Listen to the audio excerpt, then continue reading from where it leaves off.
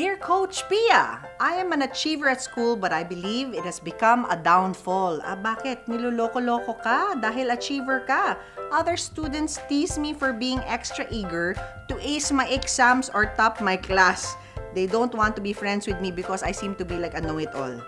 Okay, kung naiilang sa'yo ang ibang tao kasi nakalagay dito, parang know-it-all ka, what should I do?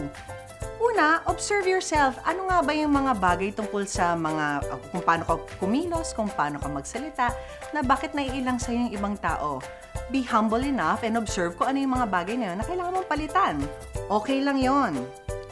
Pangalawa, people will like you if you like yourself. So focus first on the positive things para makagain ka rin ng maraming friends at mag-enjoy ka sa high school life mo.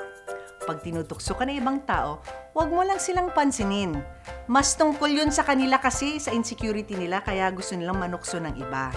Remember to just stay focused on the things that you know you really want to improve on. Kasi know-it-all ka nga, di ba? So, tingnan mo rin kung paano ka makibagay sa iba. Always be open to feedback and stay focused on the things that you can look forward to.